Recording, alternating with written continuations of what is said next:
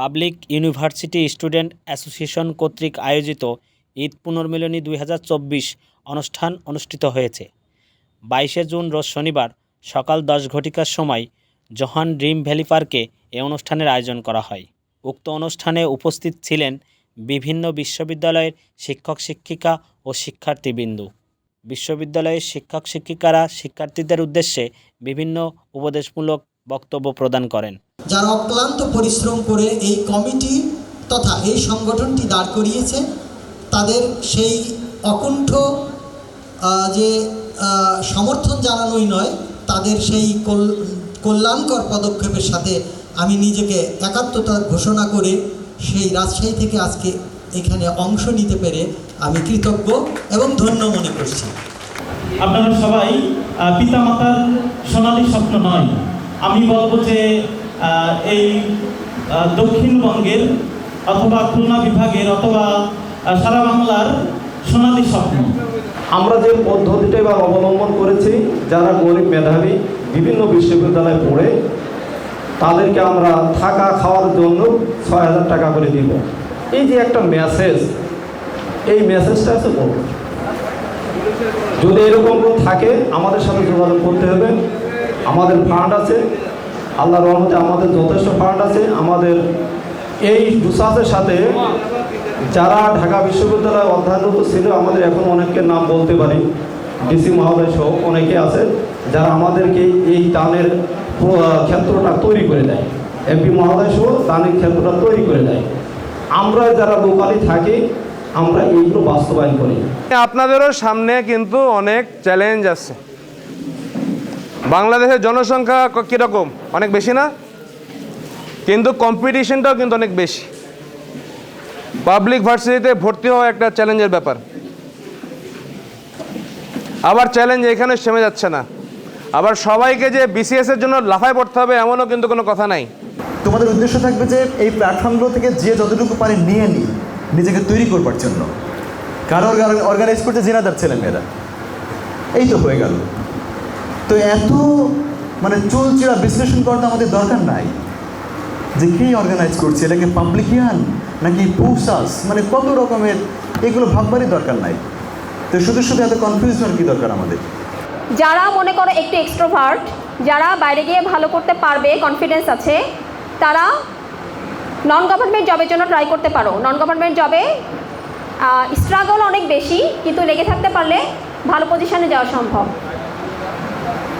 So আমার suggestion হবে, যারা যেটা করতে চাও সে ব্যাপারে প্ল্যানিংটা এখনই শুরু করবে এবং সেই অনুযায়ী কাজ করবে, লেগে থাকবে। লেগে থাকাটা যে খুব দরকার। এনথিউসিয়াজম ইজ ইম্পর্টেন্ট। আরেকটা কথা আমি বলি, প্ল্যানিংয়ের সময় অবশ্যই প্রত্যেকে একটা অল্টারনেটিভ প্ল্যান রাখবে।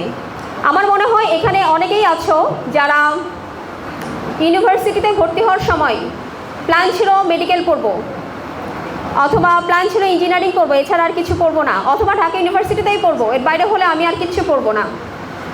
আমার বিশ্বাস যারা মেডিকেল পড়তে চেয়েছো তাদের অনেকেই ডিসহার্টেন হয়ে গেছো এবং পরবর্তীতে খুব ভালো সাবজেক্ট পাওনি, এবং অনেকেই আছে ভালো বিশ্ববিদ্যালয়েও চান্স পাইনি। এটা একটা কমন প্রবলেম। সো আমার সাজেশন হবে, জবের ক্ষেত্রে এই ভুলটা কখনো করবে না। তোমাদের অল্টারনেটিভ প্ল্যান রাখবে। তোমাদের একটা বেসিক প্ল্যান থাকবে, যারা সরকারি জব করতে চাও বিসিএস, যারা ব্যাংকে যেতে চাও ব্যাংকে, যে কোনো জায়গায় যেতে পারো, একটা বেসিক প্ল্যান থাকবে এবং অল্টারনেটিভ 2 থেকে 3টা প্ল্যান তোমরা রাখবে। অনুষ্ঠানের এক পর্যায়ে উপদেষ্টা ও প্রধান উপদেষ্টা সমন্বয়ে পাবলিক ইউনিভার্সিটি স্টুডেন্ট অ্যাসোসিয়েশনের 17 সদস্য বিশিষ্ট কার্যনির্বাহী পরিষদের কমিটি গঠন করা হয়। উক্ত কমিটির আহ্বায়ক শাহিদুল ইসলাম তার বক্তব্যে তুলে ধরেন পোশাজের লক্ষ্য উদ্দেশ্য সম্পর্কে। এই কমিটিটা, আমি বলতে চাই যে কমিটিটা মূলত কোনো একটা নামে শুধু একটা কমিটি। আমরা এখানে এই কমিটির কেউ কিছু না। আমরা এখানে একজন আহ্বায়ক হয়েছি বা যুগ্ম আহ্বায়ক হয়েছি বা সদস্য হয়েছি বলে যে আমরা এই পোশাজের সব কিছু, তা না। আপনারা ছাড়া আমরা শূন্য, আপনারা ছাড়া আমরা রিক্ত। কারণ এই সংগঠন আপনাদের। আমরা শুধু হয়তো যারা এখানে আছে প্রত্যেকটি সদস্য আপনাদের এই প্রোগ্রামটাকে সফল করার জন্য এই দীর্ঘ যে আপনারা জানেন হয়তো আমাদের প্রোগ্রামের প্রচার চলছে 1 মাস ধরে, কিন্তু লাস্ট 10 দিন এখানে যারা উপস্থিত আছেন আমাদের শ্রদ্ধা শিক্ষক মণ্ডলী সকলেই আমাদের বিভিন্নভাবে সহায়তা করেছেন কিন্তু যে শিক্ষার্থীগুলো আপনারা দেখতে পাচ্ছেন প্রত্যেকেই এমনও আছে যে নিজের আত্মীয় স্বজনকে হাসপাতালে রেখে আপনাদেরকে এই প্রোগ্রামটা সফল করার জন্য আমাদের সাথে এসেছেন। এমনও আছে যা না খেয়ে না দে আপনাদের রাত দিন এমন হয়েছে, এখানে আমি বলতে চাই যে শিক্ষার্থীরা অনেকে আছে রাত 12টার পরে 1টার পরে বাসায় গেছে বিভিন্ন কার্যক্রম সেরে শুধুমাত্র এই প্রোগ্রামটাকে সফল করার জন্য। তো এই প্রোগ্রামে আসলে ব্যর্থতা যদি সামান্যতম থেকে থাকে সেটুকু সবটুকু আমাদের, এবং সফলতা যদি কিছু থাকে তবে সবটুকু বিলিয়ে দিলাম আপনাদের মাঝে, এবং সেই সফলতাটুকু আপনাদের সফলতা।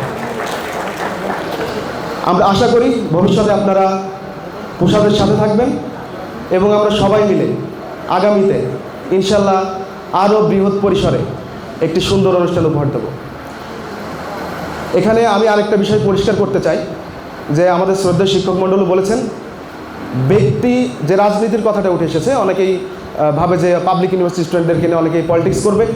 আসলে এখানে পাবলিক ইউনিভার্সিটি স্টুডেন্টদের নিয়ে পলিটিক্স করার কোনো সুযোগ নাই, এবং ব্যক্তি হয়তো রাজনীতির সাথে সম্পৃক্ত থাকতে পারে কিন্তু সংগঠন কিন্তু স্বেচ্ছাসেবীমূলক সংগঠন। এবং আপনারা জানেন যে আপনারা এক একজন এক এক বিশ্ববিদ্যালয়ের শিক্ষার্থী, আপনার বছরে 2-1টা অনুষ্ঠান হয়তো ঈদ পুনর্মিলনী, ইফতার মাহফিল এরকম প্রোগ্রাম হয়তো আপনাদের সাথে করার উদ্দেশ্য হচ্ছে আপনাদেরকে নিয়ে আমাদের একটা প্ল্যাটফর্মে এসে বিভিন্ন অনেক দিন পরে আপনাদের সাথে দেখা, একটা সাক্ষাৎ, একটা সৌজন্যমূলক মানে সাক্ষাৎ হবে এবং আপনাদের নিয়ে আমরা একটা বন্ধনে আবদ্ধ হব। সেই জন্য আমাদের এই প্রোগ্রামগুলো।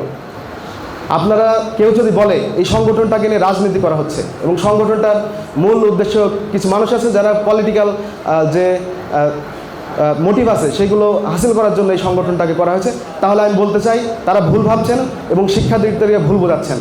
এক একজন শিক্ষার্থী এক একটা বিশ্ববিদ্যালয়ে, তারা ঝিনাইদহে থাকে না।